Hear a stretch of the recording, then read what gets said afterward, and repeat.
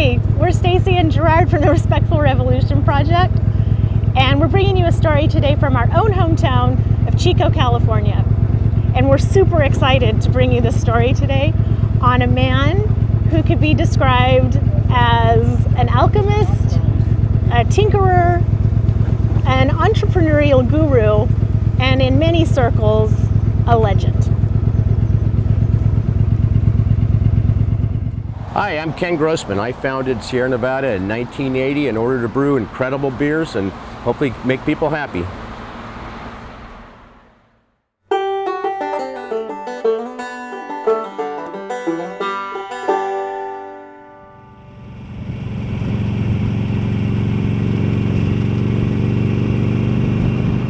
Ken Grossman. So here's a guy who in the beginning started by brewing 800 barrels of beer the first year and dreamed of the day that they could increase that to 3,500. Today, Sierra Nevada has 2 breweries and brews over 1 million barrels of craft beer every year. This is a story of sustainability, innovation, and most of all, integrity. But first, a little history. Our original plan called for us to expand to 2,500 barrels and hopefully one day, if the market was receptive, to expand further to about 3,500 barrels per year. We're currently producing 1.1 million barrels per year. We've got a little over 1,000 employees, and that includes both our restaurants. We have a large restaurant in North Carolina at our new brewery there, and the restaurant in Chico. We have a tasting room called the Torpedo Room down in Berkeley. And then we have a sales force spread around the country, but all in total we're a little over 1,000 employees. I think we're the 7th largest brewery in the United States right now, and one of the largest independent breweries. We distribute in every state in the U.S. and we export to some select markets. We're in the UK, Sweden, Denmark, Japan, Australia, Brazil a little bit, and we're looking at a few other countries right now. I think we're potentially distributed in about 17 countries currently.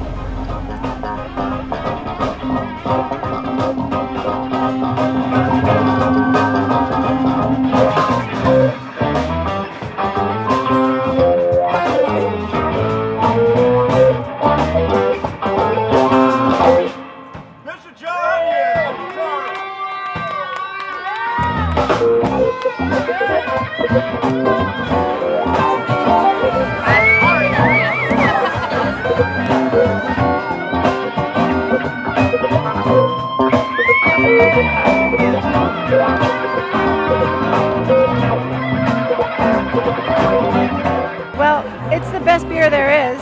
It's the only thing we drink. And yeah, I mean, we should have stock in the company now by the amount that Dean drinks, LOL. And I think Ken is a great guy and a great businessman and member of the community. The story in itself is crazy. I mean, Ken Grossman just starting out, just a regular dude, and he wanted the purest, most natural ingredients. Here I am drinking my Sierra Nevada, and I have to say that I am impressed with Sierra Nevada's Ken Grossman, not only because of the beer that he makes, but all the other wonderful things that he does for our community. Ken is like one of my neighbors. I just saw him at the pharmacy yesterday and had a conversation with him. Chico wouldn't be the same without the Sierra Nevada Brewery. They are so intertwined, so part of the culture here, and all the different brews that they've created, the influence they've had on beer worldwide is amazing. From this little town, it's pretty cool. It's like drinking Chico Pride.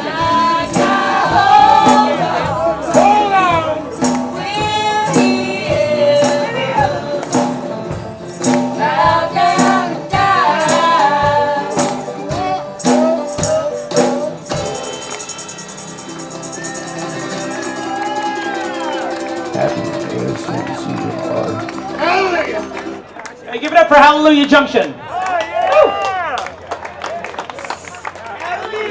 Hey, if you haven't already noticed, there's a beer garden over there. By beer, all the proceeds go to the CNR Foundation, which goes towards investigative journalism. We have free raffle tickets. My business background, I had started out in high school actually working in bicycle shops, and I ended up managing a bicycle shop over in Orville for a local family here, the Pullins family. I then decided to open a homebrew supply store in the mid-1970s, 1976. And I didn't really write a business plan for that business. I just put together what I thought was budget and then opened up that business with $3,000, I think, in 1976. So I had a little bit of business experience both running the bike shop as well as opening my homebrew shop. So when I wrote a business plan in 1978, it was really to try to craft a brewery that did something different, that wasn't competing against the light lager styles that pretty much all the other breweries were brewing. For us, we needed to produce something that was much more flavorful than what was being offered by the larger breweries. So we produced a beer that had a lot of flavor, a lot of malt, a lot of character from the hops. Yeah, we were making beer, I think, for people that appreciated that beer didn't just need to be a cold, fizzy beverage, that it really could be something that worked well with food, that had a lot of nuances, that was possibly dark, maybe higher in alcohol, higher in flavor than a standard light lager beer. So I think we were trying to produce beers that really explored the whole range or the whole palette of what beer can be. Those onions are caramelized in Kirkland butter and Sidecar Pale Ale. For real. Yeah. I'm going to scoop these all on the plate, and then you can arrange them on the plate. How's that? And then we're going to throw a foil tent on. That'd be nice. Okay. Here. Gotcha. My aunt likes to take July, so it might be like maybe early. Okay, what's your favorite Sierra Nevada? You know what? I love the Hop Hunter. It is my favorite beer. It is by far the best beer, I think, around. And at a price point you can't beat. But I love the Crystal Wheat on a summer day camping. You prefer that to the Keller Weiss? I think so. Yeah? Yeah. It's delicious. I love them both, but I'm more partial to the Keller Weiss. That. I love that. I love that. So when we built the original brewery starting in 1978, I really had to cobble together all the parts and pieces. You couldn't just go out and buy a small 10-barrel brewery at the time. Possibly you could have gone to England or Germany and contracted with a small producer of equipment to build all that stuff for you, but the budget would have been way out of our league. So the steps that we took were basically converting a lot of dairy equipment, soft drink equipment, other food processing equipment into a small brewery. So we had to make our own malt mill, we had to make our own mash tun, our own wort kettle, our own hop strainer. All the parts and pieces that it took to make beer on a small scale were pretty much converted from other uses or welded together by myself. So the first few years were very tough. I had a young family. I had studied chemistry in college, but when I decided to open the brewery in 1978, I decided I needed to reinforce some of the skills that I thought I would need. So I went back to the junior college here in Chico, Butte College, and I studied welding, refrigeration repair, electrical wiring, computer science, some business classes. So I coupled that with my science background and experience in order to, have all the skills I thought I needed to both build and operate a brewery. So I was going to school, as many classes as I could take. I was still working at the bike shop so I could pay bills, and I was building equipment for the new brewery.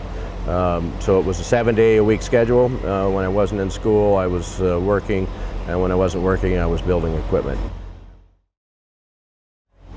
So we started brewing in November of 1980, and we brewed a number of batches. Started out with a 5-barrel batch of stout, and then we brewed our original pale ale recipe, and really didn't start distributing beer until we got into the first part of 1981. We soon realized that it was very hard to make a living with our business model. We were just so small, and it was much more costly to produce and package and distribute beer than we had anticipated. So in the probably 1982 to 87, we really realized we better grow or we were going to go out of business. But as we grew, we realized we needed to get more professional both in our approach to brewing and the equipment. So I found a brewery that had gone out of business in Germany in 1983 and went over and purchased all the used equipment and brought it back to California and tried to raise some money to install it. We were still unable to convince any banks that we were a good investment, And so the equipment actually sat in storage for a few more years as we continued to expand our cobbled together brewery, but now we had a little bit of resources to buy some new fermenters and some new equipment that was custom built for us. So we pieced together a more sophisticated brewery in the late 80s, moved to this location here on 20th Street, installed the German brewing equipment, and then had enough resources, so we put in a more modern beer bottling line, not brand new, still used and rebuilt, but much better than what we started out with. And as we continued to grow and expand, we took all the profit from our sales and continued to buy newer equipment and better process controls. Until today, we've got some of the nicest breweries, if not the nicest breweries in the world.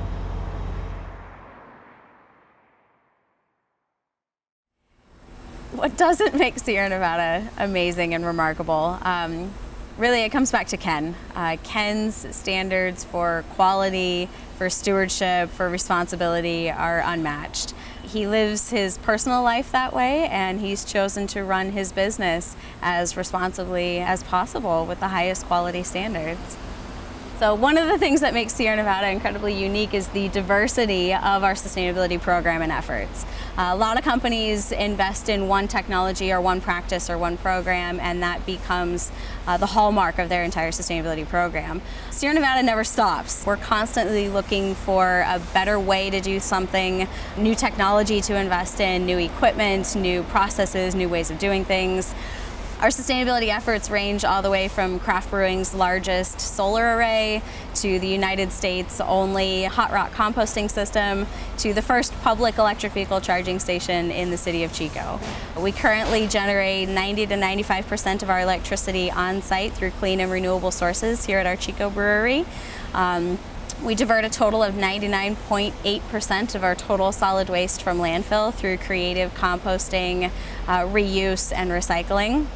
We have an incredibly new and advanced fleet of vehicles that are delivering beer up and down the North Valley of California.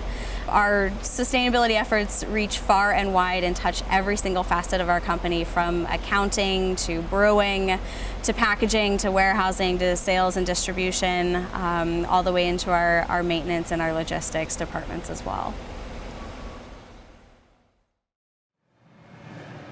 I took a lot of steps to be efficient in our operations, again, mainly out of necessity, but also out of philosophy. As we've grown, we've been able to invest in a lot of technologies. We're sitting underneath a solar array right here. The brewery here in Chico has more than 10,000 solar panels on the roof. We've been early adopters of other technologies such as fuel cells. We had one of the first and largest installations of fuel cells in the U.S. we put in nearly 12 years ago.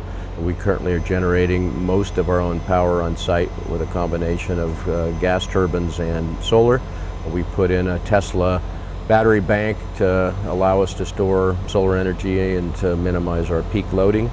We've got our own on-site wastewater treatment plant we've had here for more than 10 years that converts some of the brewery wastewater, the malt and hops and liquid that gets down the drain, into methane, and we can use that methane to fuel our boilers. We've got the same in North Carolina, where we're running that methane into electric turbines to produce electricity with waste gas. We're doing a lot around the recycling, recovery, composting front. We've got our own large on-site composting plant here in Chico and our own organic gardens that supplies food to our restaurants. We're doing the same in North Carolina. So a lot of these initiatives have been driven by what we think is the right thing to do as being a user of resources. We want to minimize our use and hopefully recycle as much of the material that we can't reuse. Is that enough?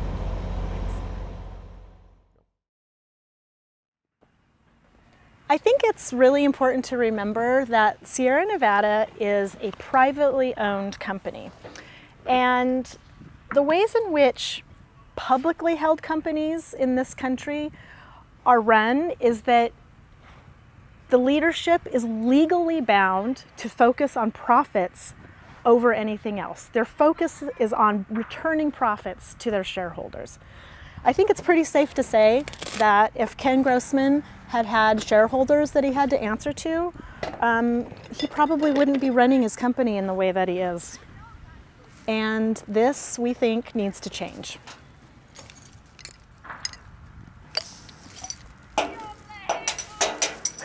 Whoops.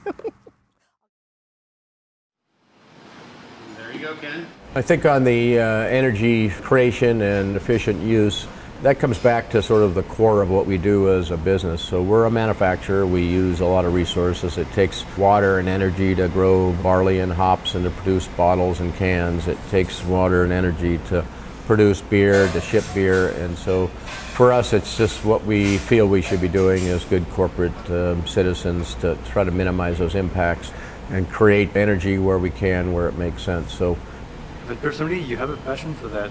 yes. So tell me about this. I've been an outdoorsman, and I've had chickens and gardens and compost, and I've got a small hydroelectric plant at my house that generates power for my shop, and so I've been involved in alternative technologies and looking at the science of power production and consumption, and so I've had a deep love of technology. I'm a bit of a geek when it comes to looking at a lot of those technologies. So I do study things like gas turbines and fuel cells, and a lot of that initiative came from things I was interested in.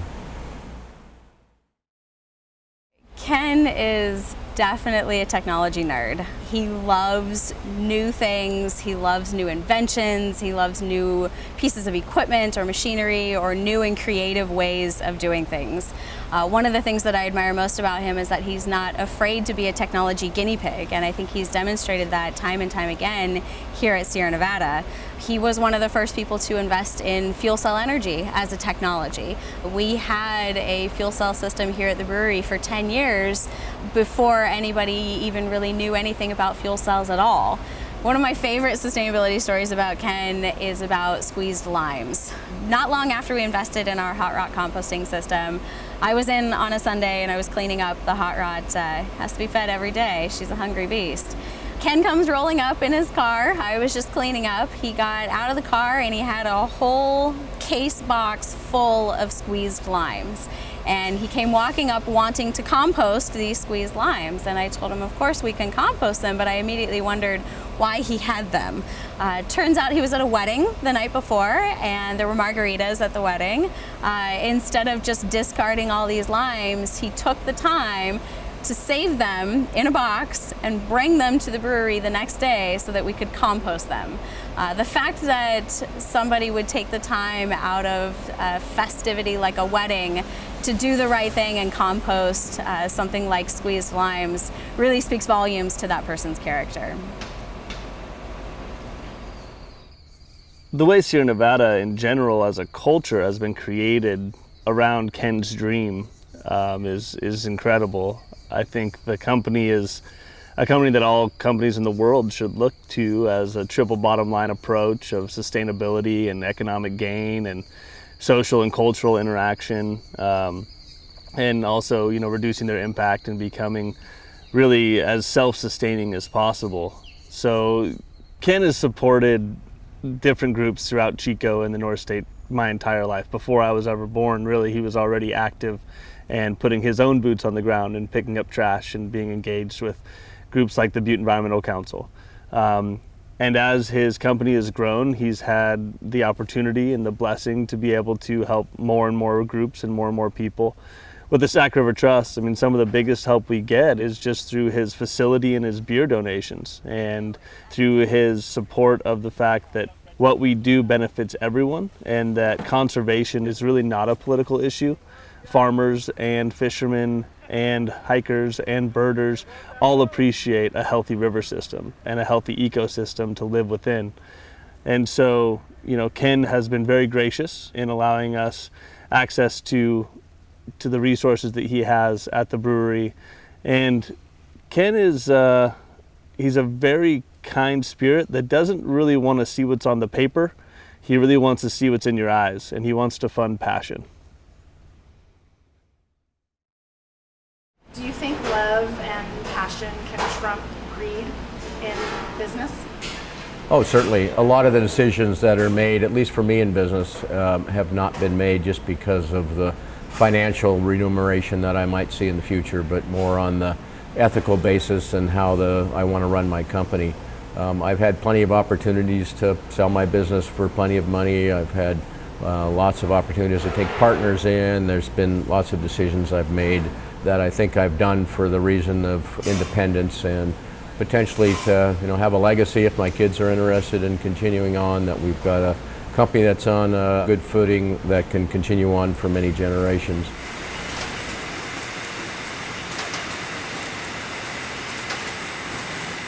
So when I was trying to decide if I should get into the brewing business, I had been running my homebrew shop for a number of years and realized that I really wanted to take brewing further and become a professional brewer.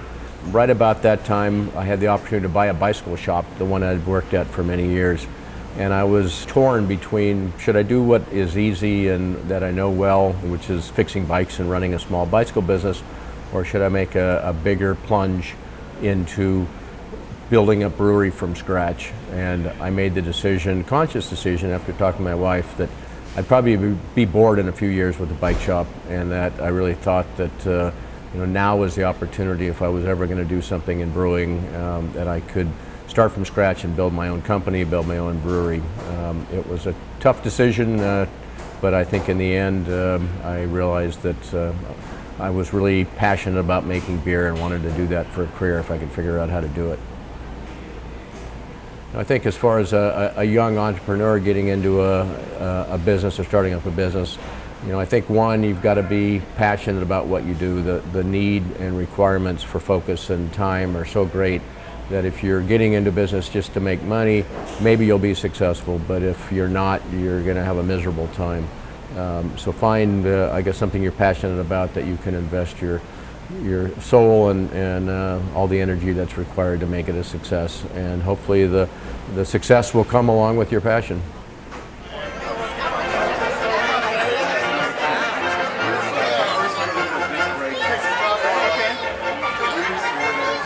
We found Ken Grossman to be humble and unassuming. But what he's doing is as important as it is astonishing.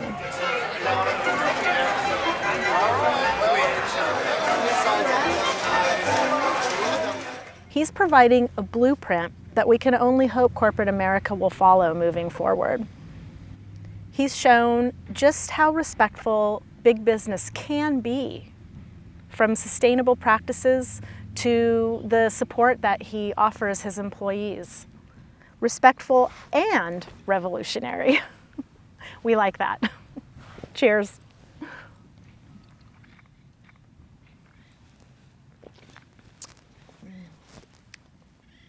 You guys knew I was going to drink a beer, right?